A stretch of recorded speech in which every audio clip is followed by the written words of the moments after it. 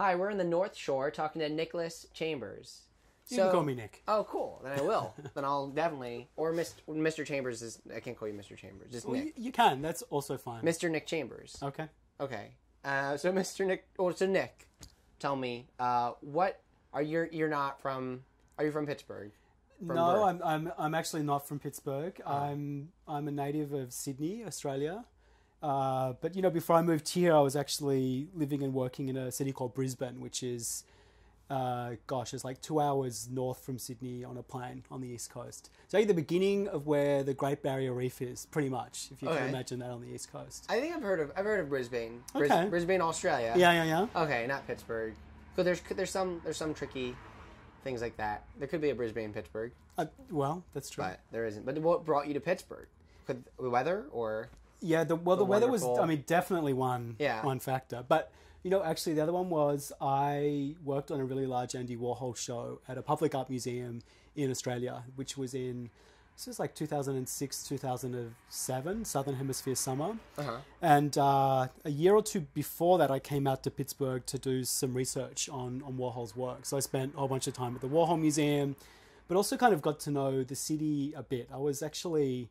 For that week to 2 weeks, I was living down here on the North Shore and mostly in the Warhol Museum, but I've got really amazing memories of like going to Jerry's Records and going to Gooskie's Bar. And so, I started to get a bit of a sense of the different neighborhoods. So many years later, when the Warhol was looking for a curator, they got in touch and I came out and met with some people and it all kind of evolved. And then I arrived here, I guess, April last year.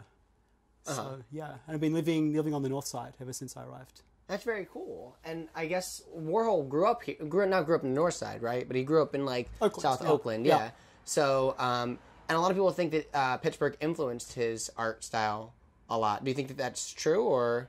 Yeah, look, absolutely. I mean, I think it's very sort of specific, you know, context that Warhol grew up in, both you know, in terms of the city of Pittsburgh, but also the kind of immigrant, you know, community that he lived in here. And you know, I guess another big factor was actually his schooling here. He went to, you know, Carnegie Tech and learned to be a commercial illustrator there. And so, yeah, I mean, it's like really the kind of foundations of Warhol's story right here in Pittsburgh. Yeah, and now it continues with the Warhol. And I guess explain to me what you do at the Warhol now. Okay, so I'm the curator of art at the Warhol Museum. So I work on kind of collection exhibitions at the Warhol Museum, but also work on contemporary shows, sometimes with local artists and sometimes with artists from elsewhere in the world. So at the moment, I'm actually working on, 3 shows that are all going to open June 15. One's British performance artist called Genesis Briar Peorage, who, I mean, really interesting artist. Is actually kind of here in the States is better known in music circles and kind of acknowledged as one of the inventors of industrial music, actually, with a band that Genesis had in the 70s called Throbbing Gristle. Wow. Which I think is just such a brilliant band. That's a great band. Yes. So that's happening. But at the same time, I'm working on 2 shows with local artist Nick Bubash, who's a really terrific sculptor, also does a lot of drawings. He lives here on the north side as well. And also runs a tattoo studio, actually, in McKees Rocks. And then Caldwell Linker, who's a photographer that's been documenting the LGBT community here in Pittsburgh for around 8 to 10 years. And we're having an exhibition with us as well. Wow. Is there a big LGBT community in Pittsburgh? Or? Yeah. Oh, for sure. Come on. Yeah, it's Shadow Needles Day, dude. Oh, right. Yeah. So we have representation there, which is good. And I guess also, that's like also Warhol was part of that part of that community as well. Not in a totally explicit way during his time in Pittsburgh. Okay. No. And so I guess tell me about, do you live nearby here as well? You know, I live in the Mexican War streets, so I have the luxury of being able to walk to work every day and kind of get to, experience all the different kind of ambiances that you get here on the north side, from the kind of quaint row houses of the War streets, and then through the parks and the institutions around Allegheny Center, and then down here by the river with the beautiful bike paths and museums. Oh yeah, and do you get to take the light rail, or is that not connected? Unnecessary? Yeah, no, unnecessary. I'm just on foot. Yeah. Oh wow, how close is it? I guess it's like my morning walk is about 20 minutes, so it's like there's like couple of podcasts I listen to going to the office. It's perfect. And do you get to interact with the people who are coming into the Warhol, or?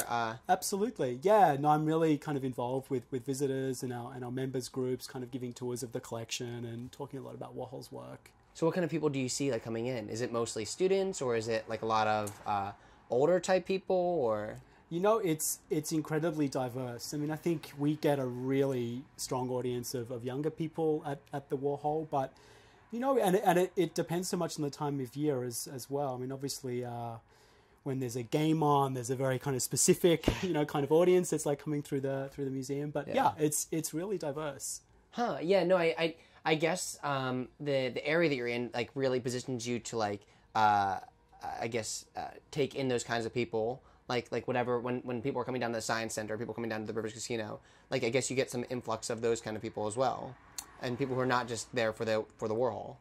Yeah, I think so. I mean, I think the other thing about the Warhol is that we have really high visitation from people from outside of Pittsburgh. I think it's just one of those things that people have to do when they come to Pittsburgh, is to go to the Warhol Museum. There's even a bridge named after Andy. That is right. One of the two Andys, or a couple Andys, Pittsburgh's famous for. Yeah. So I guess also tell me about your interaction with local artists and how do you get to meet a lot of local artists? Yeah, actually I just did this project over in the city at Point Park University where I worked with 4 emerging curators who were students at University of Pittsburgh, and together we spent like 4 months going on studio visits and talking about a lot of work, and then we put together a show of 4 emerging Pittsburgh region artists at Point Park University. So yeah, it's very much kind of part of my job, but also something that just interests me a lot. It's the kind of, the most joyful part of work is hanging out with artists and talking about work, for sure. And I guess tell me about the differences between Australia, which is your hometown. And how long did you live in Australia for?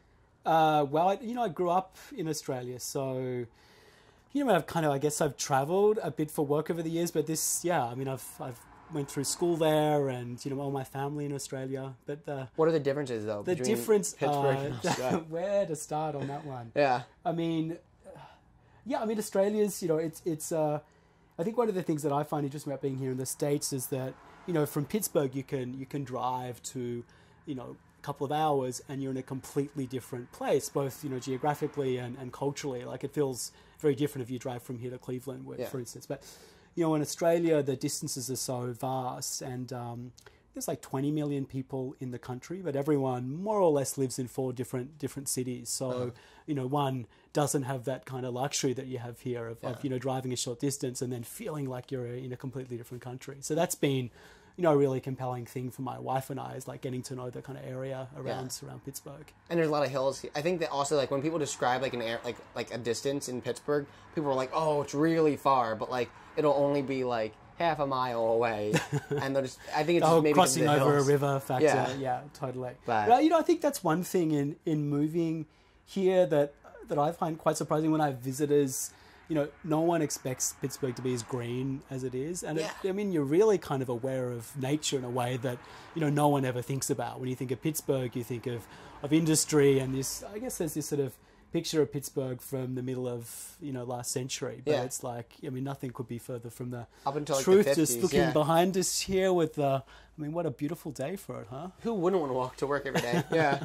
And do you go to a lot of the places nearby? Like, do you ever get to go to the sports center or to? My wife's become quite a big Pirates fan, really? So we do like to go to the baseball. And I'm still kind of getting my head around American sports. I have to admit, it seems like they're constructed around create an experience where you can sit down and have a drink and talk with your friends in the stands, as much as like following the action. But there's probably a lot of subtleties I'm still not quite up to speed with yet. I don't know if it's a subtle. I think really? I think that there's no explanation for it. I don't think that it makes any sense. Okay. There's a lot of things in baseball that I don't understand also, and then like I ask people about it and they're just like, no, it just doesn't make sense. It's just like a random thing. Oh, that's good to hear. Yeah, you're never gonna get it. No one understands. It's sort of like in Australia. I heard there's like these things, like these koalas that are drop babies or something. It's like a national joke. that like it's only foreigners. The drop bear. Bear. Mm-hmm. Explain what a drop bear is. Well, I don't know. I mean, it's one of these urban myths. It's one of those